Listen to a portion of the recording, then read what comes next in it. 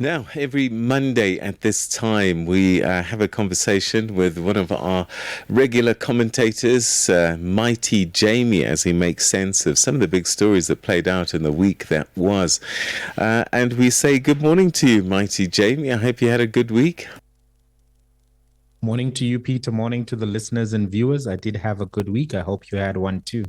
Yes, indeed, we did. A lot better than people in the Middle East right now, many of whom are literally stuck in the region and can't leave because of the tensions that have been growing and also the bombings and the drone attacks.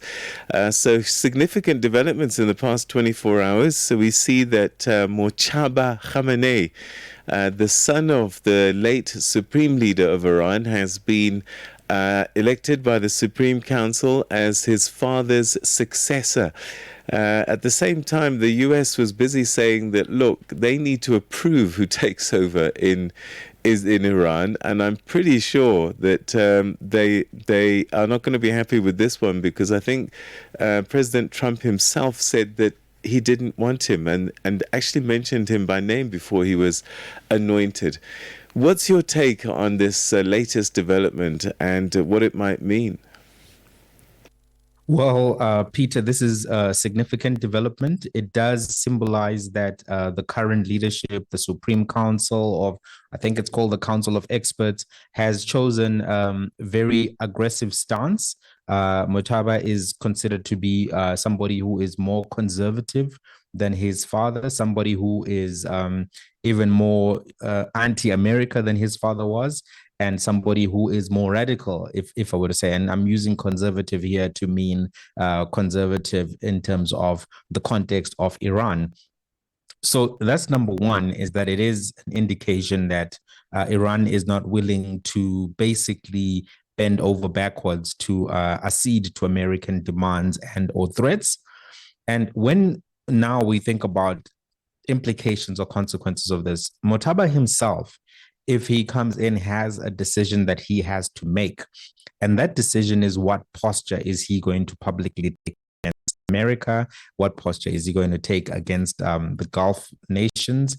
And how is he going to navigate this particular moment?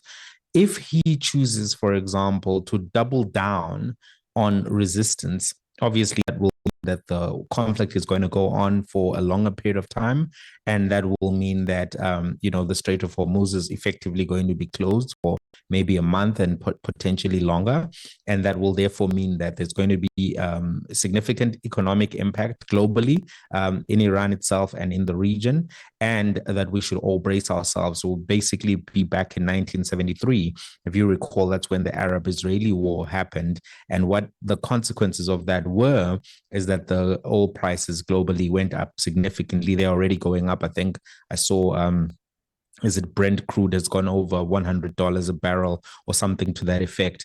And looking at it from the African context, will then have to brace ourselves for what then happened following the 70s, which is the credit crisis in Africa. If you recall, Zambia went through one of the worst periods of hyperinflation as a result of changes in manufacturing and global demand, which came about as a result of the 1973 war and the oil crisis that then followed. So we could very well be there. History often repeats and remixes. We could very well be in a remix. So from the Iranian side, that is the option. From the American perspective as well, and Europe and some of the Gulf Council nations, they also have to think about how they're going to respond to this.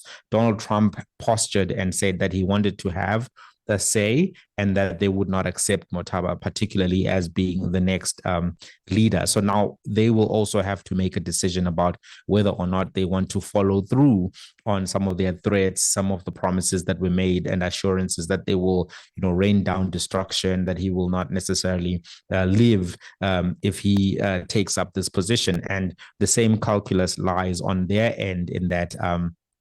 Does America at this particular point want to go through this? Does Donald Trump, before the midterm elections, want to really push something that could have inflationary pressure in America, that could definitely increase the cost of living worldwide, and that could fundamentally undercut some of his own campaign promises that he wouldn't be involved in forever wars and he wouldn't be sending boots on the ground to the Middle East. Right now, the death count in the U.S. Army and Navy is, I think, totaling 7, which is relatively low, but still, there will be some in America who are concerned that if they try to put boots on the ground and pursue a conventional warfare, that number will go significantly up. So it's a tricky moment for the global community. Obviously, Iran has made its move. Now we have to wait and see what the different players on the chessboard of global politics do with this particular moment. But as things stand right now, Peter, it looks as if the war is escalating. It looks as if we should brace ourselves for another difficult week. Yes, indeed. In fact, you were talking about economic fallout. Well, I can tell you that Brent crude went up to as high as $114 a barrel. And I think it started around 92. So that's up 25% in just 1 week of war, with more to follow, no doubt. But let's go to West Africa now. Former Senegalese President Macky Sall is putting his hand up to try and become the UN Secretary General, but people at home are not happy about this, and they're suggesting that he's busy trying to get this position so that he escapes justice for some of the things that he did whilst he was in office. Well, I did see this announcement being made on social media, and I also share the sentiments of some of the people who have said, "Hell no, heaven no," and any manner of no.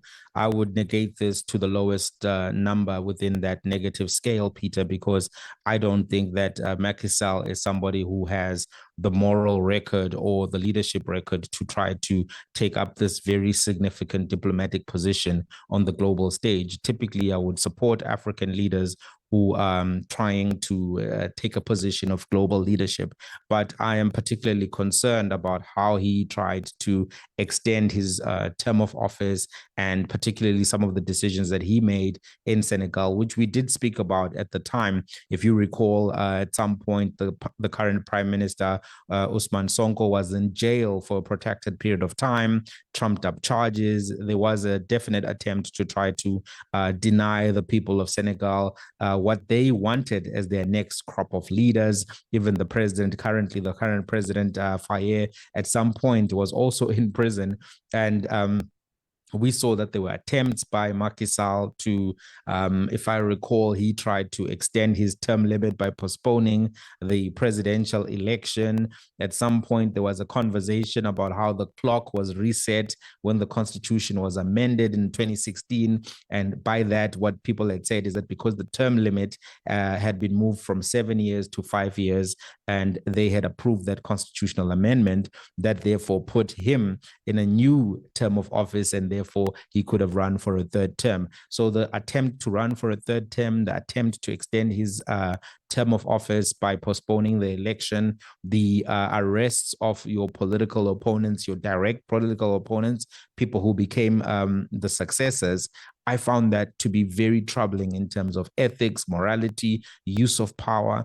And if you then consider that role that he says that he wants to occupy now or aspires to occupy, I don't think that we should be revisionist, and we should be forgetful. Past is prologue, as they say, which is to say, your track record as a leader can give us indications as whether or not you will be ethical. I think at this current moment, considering the global tensions, considering the use of artificial intelligence as a weapon, which we're starting to see now with missiles and drones and a variety of things, we need somebody who not only has strong moral aptitude, but somebody who also has the gravitas to be able to lead the global community. So I am with them. I say no to this particular move.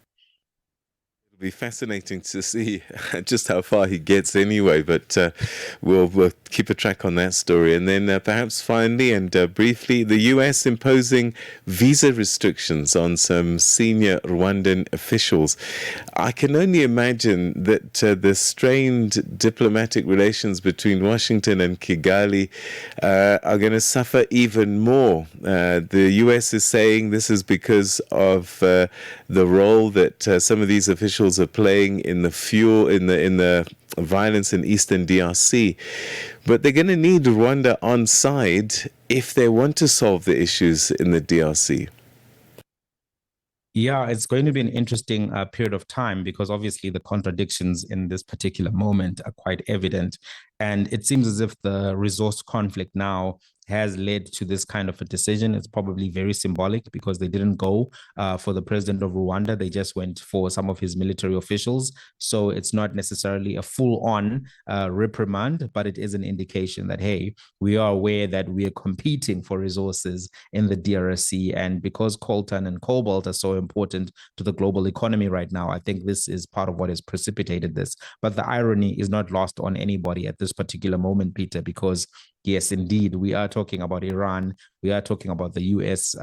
Intervention or special military operation, whatever you want to call it. And at the same time, they're saying to Rwanda, you can't have a special military operation or support, the M23 movement in Eastern DRC. So it is what it is. We'll have to see how it unfolds. But you're right. They do need Rwanda on side in the negotiation. But I don't think that this is about negotiation. I think this is about posturing and leverage for maybe a potential negotiation down the road. Mighty Jamie, as always, great talking to you, my brother. We'll chat next week. Thank you. That's Mighty Jamie making sense of those big stories of the past week and current ones, actually.